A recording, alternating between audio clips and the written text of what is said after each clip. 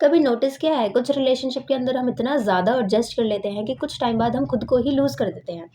हम सोचते हैं कि दोस्त है, प्यार है, फैमिली है, थोड़ा एडजस्ट कर लेंगे, थोड़ा सैक्रिफाइस कर लेंगे तो क्या हो जाएगा। लेकिन कभी-कभी सैक्रिफाइस और सेल्फ रिस्पेक्ट के बीच का डिफरेंस समझना भी बहुत ज़रूरी है। फिर यहाँ पे एक वर्ड आता है बाउंड्रीज़। सबसे पहले एक चीज़ क्लियर करना बहुत ज़रूरी है, बाउंड्रीज़ का मतलब एटीट्यूड नहीं होता, बाउंड्रीज़ का मतलब डिस्टेंस नहीं होता। बाउंड्रीज़ का मतलब होता है कि यहाँ तक ठीक है, लेकिन इसके आगे नहीं। ये आपको एक्चुअली ये बताता है कि तुम्हारी लिमिट्स क्या हैं, तुम्हारी लिमिट्स कितनी है, क्या है।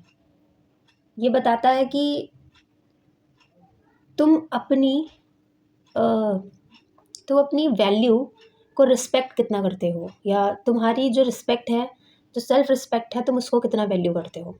जब हम बाउंड्री सेट नहीं करते तो धीरे धीरे क्या इम्पैक्ट पड़ता है और क्या होता है। हर बार हम हाँ बोल देते हैं, हर बार हम इग्नोर कर देते हैं चीज़ों को कि कोई नहीं, कर दिया, दोस्त है, रिलेशनशिप में कपल है, फ्रेंड है, कोई भी है, फैमिली है, कर दिया। फिर वही लोग बाद में जाके ये सोचने लगते हैं कि ये तो एडजस्ट कर लेगा, इसे तो कोई प्रॉब्लम नहीं है, तो हमेशा हाँ बोल देता है, या ऐसे कर देता है, वैसे कर देता है, ये कर देगा। फिर वहीं से जो वो लोग हैं हमको फॉर ग्रांटेड लेना स्टार्ट कर देते हैं। ये बात सिर्फ रोमांटिक रिलेशनशिप्स के लिए नहीं है, ये दोस्ती के लिए भी है, ये फैमिली के लिए भी है। कभी-कभी हम किसी दोस्त के लिए इतना कुछ कर देते हैं कि हम अपनी नीड्स को ही इग्नोर कर देते हैं, और एक दिन जब हम नो बोलते हैं तो सामने वाला भी शॉक हो जाता है, क्योंकि उसे कभी पता ही नहीं था कि तुम्हारी भी कोई लिमिट है।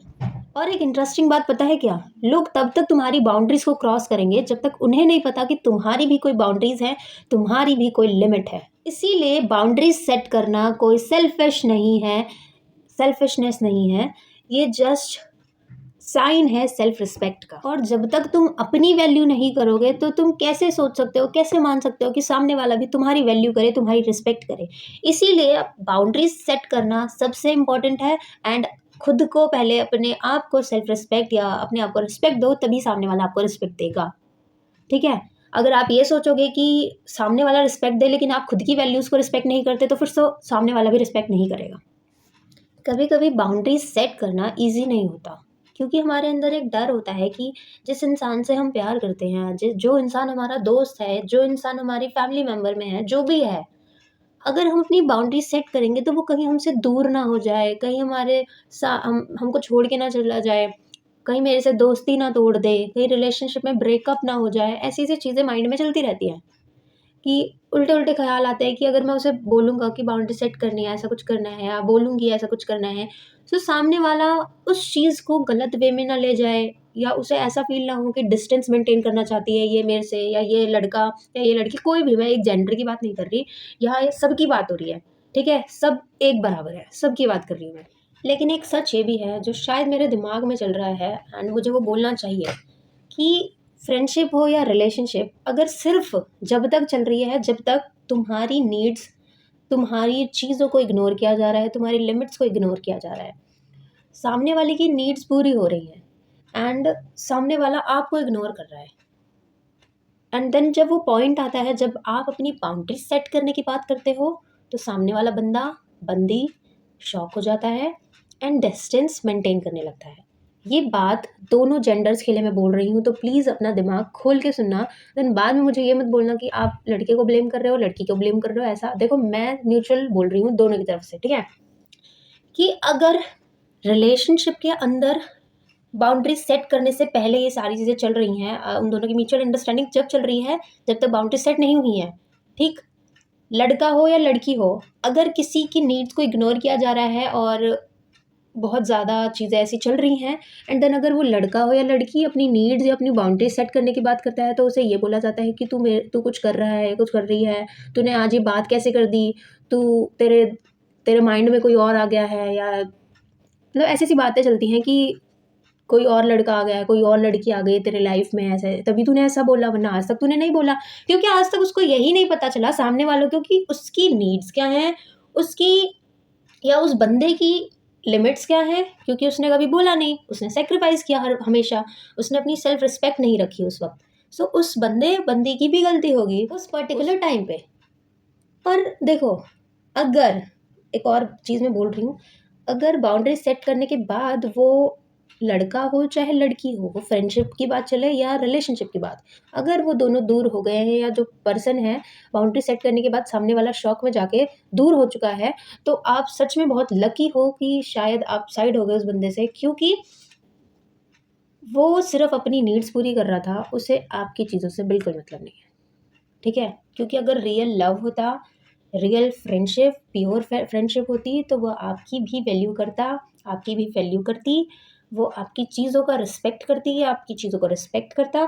अगर आपने उसे बोला कि मुझे थोड़ी-सी बाउंड्रीज़ चाहिए, थोड़ा-सा कुछ बढ़िया मतलब ऐसा स्पेस चाहिए, थोड़ा-सा स्पेस जो मेरे लिए हो। सो अगर ऐसा हुआ है कि उसके बाद आपका रिलेशनशिप ब्रेकअप हुआ, फ्रेंडशिप टूट गई, तो शायद आप लकी हो कि आप उस बंदे या बंदी से, उस पर्सन से आप अलग हो गए, क्योंकि शायद फिर वो रिलेशनशिप और फ्रेंडशिप हेल्दी ही नहीं था, क्योंकि वहाँ सिर्फ नीड्स पूरी हो रही थी सामने वाले की और दूसरे की नीड्स इग्नोर हो रही थी। हेल्दी रिलेशनशिप वो नहीं होता जहाँ सिर्फ लव हो, जहाँ सिर्फ प्यार हो।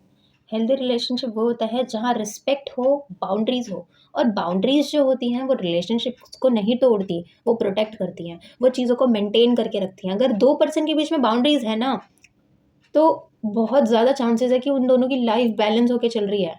क्योंकि अगर मान लो एक कपल है जिनके साथ बाउंड्रीज़ हैं, मतलब म्यूचुअल बाउंड्रीज़ उन्होंने अपनी-अपनी बना रखी हैं, एंड दूसरा कपल है जिनकी बाउंड्रीज़ नहीं बनी है, तो उन दोनों के बीच की जो म्यूचुअल अंडरस्टैंडिंग होगी ना, बहुत झोल-मोल सी होगी, एंड जिनके साथ बाउंड्रीज़ बनी हुई हैं, वो क्लैरिफ़ाई रहेंगे पहले से ही कि हाँ, अगर इस पर्टिकुलर टाइम पे इसको थोड़ा-सा स्पेस चाहिए, तो मैं इसे थोड़ा-सा स्पेस दे दूँ। मैं कहीं जा नहीं रहा, मैं उसके साथ हूँ या मैं उस बंदे के साथ हूँ, मैं कहीं जा नहीं रही, लेकिन अभी थोड़ा-सा स्पेस चाहिए, तो मैं थोड़ा स्पेस दे दूँ।